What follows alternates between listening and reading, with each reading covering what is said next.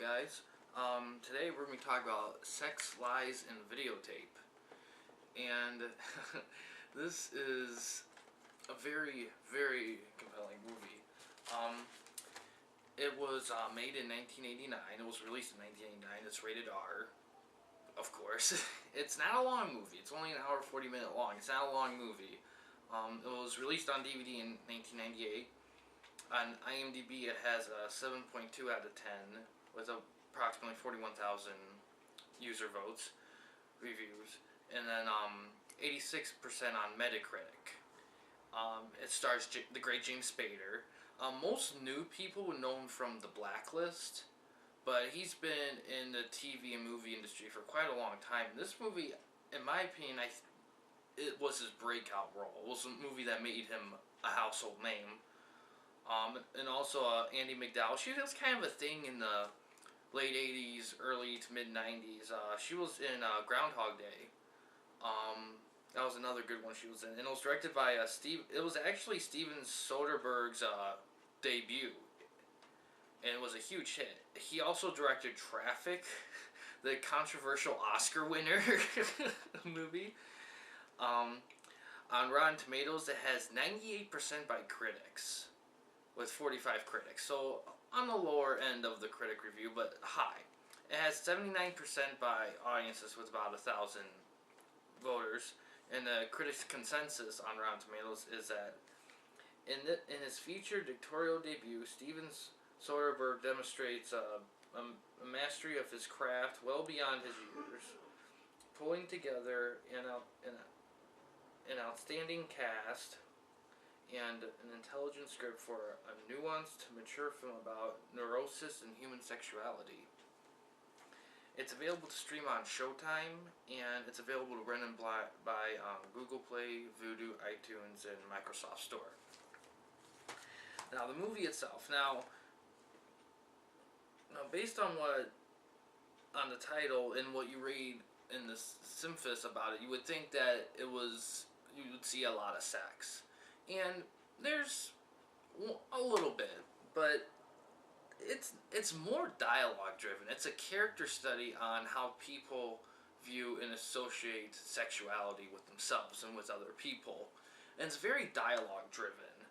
It's a character study as well. It's kind of compelling too, because they talk about stuff that even to this day we don't know how to talk to with other people, which is sex. And it's very compelling, and it's entertaining in some areas. There's some it just has kind of, they just talk about things things to do with sex that are interesting and things that should be talked about but aren't really, and they talk about it in this movie. Now, granted, it does have probably a few funnier moments that happen, because sex is kind of an awkward thing to talk about, sometimes. So there are a few funny moments of that, but James Spader, he's awesome in this. And it really only focuses on about 4 or 5 actors and actresses in it. It's very simple film, but it focuses on the characters just right, and you really get to know them, not just sexual preferences, but who they are as people, and that plays a big part in who they are as people in relation to how they view sex. And yeah, it's very dialogue driven. I mean, sure, there's 1 or 2 scenes where people are having sex, of course, but it's definitely more dialogue driven. This isn't a movie for kids, and even though the number on Rotten Tomatoes is 79 is good, but probably the reason why it's not as high as the critics is because it is very dialogue driven. Some people may go into this thinking they're going to see a lot of sex action, and there's a little, but it's more focused on the dialogue part, what it means to people mentally and personally, than the actual action of it. But yeah, it's pretty good movie. It's, in my opinion, it's pretty flawless. It's definitely an independent movie. It's a movie with an independent budget and independent look and feel, but it still has kind of a cinematic feel to it at the same time. It kind of reminds me to a smaller extent like 12 Angry Men, where it focuses on, it's very character focused and how the characters view and approach a subject. Now, of course, they differ in a lot of ways too, but it's kind of a little bit like that. It's an entertaining character study because one, the characters are interesting, and two, the subject they're talking about is incredibly interesting. And yeah, there's not much else I could say about it. It's a pretty good, pretty much flawless film. Yeah, it would have been so easy to include more people into this and make it longer, but I'm glad they kept it short. It moves along at a good pace, and it's a good world. It's a cool world to get lost into, and it's very interesting. It's a very interesting movie, and you should watch it at least once. And I will warn you, it is dialogue driven, so if you're more of an action person, you may find this okay, but I recommend giving it at least one watch because it is an interesting topic, and it's a topic that probably should be discussed a little bit more. But yeah, is that it? How much? Yeah, that's not. There's not a lot of more I could say about it. There's other big names too. Peter Gallagher's in this.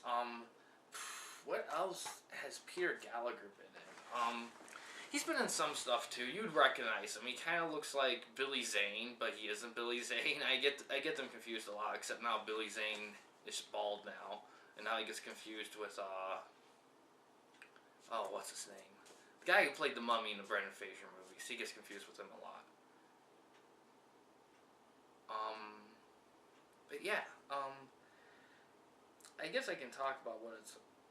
I usually don't like talking about what it's about, but it's pretty simple. It's like husband and wife, wife's sister, and then the guy's long college friend who's been on the road and he's coming back. And that reminds me, there is a little bit of a mysterious element because James Spader's character, there's kind of a mystery to him of why he prefers what he prefers and what triggers it and whatnot. And it's pretty interesting. And it's interesting these characters intermingle with their sexual beliefs and how they argue for them or against them. It is enlightening. It's very enlightening. And you would think that people would talk about these subjects more nowadays because being more open, but as far as I know, that's not really the case. We're still kind of stuck there. And I'm not saying it has to be super personal, but I don't know. Should be talked about more because it is something that does happen. Oh, and availability for this DVD.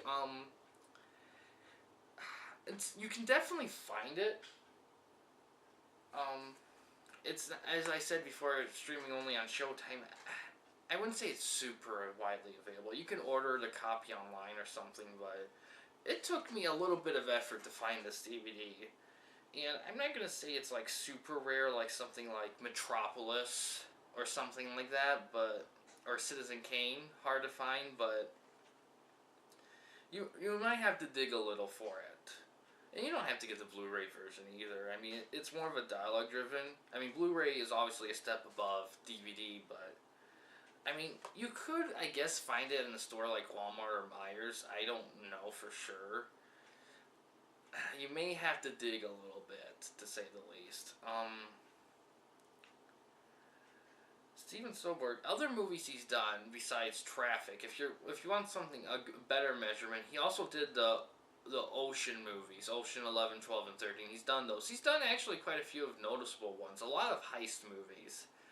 And I think this is really the only movie of his I've actually seen. There may have been one or two more, but so far I can say, looking through his filmography, I feel like this one I kind of like best, really. And it's kind of ironic he started with this and he got into more action-oriented movies. besides Traffic, and I might watch Traffic sometime, but I don't know. It doesn't seem that interesting to me. Who knows? But yeah, man. But yeah, I'm gonna end on that. But yeah, Sex, Lies, and Videotape, excellent movie. Definitely worth a watch. Keep an eye out for it. And remember, James Spader's debut movie. If you like James Spader, you'll like this movie. Although he's not the only character in the movie. There's other good characters too that kind of take a chunk of the film that contribute too. But yeah, it's an awesome movie. Thanks for watching. Please like and subscribe to the videos. And yeah, thanks for watching. Have a good day.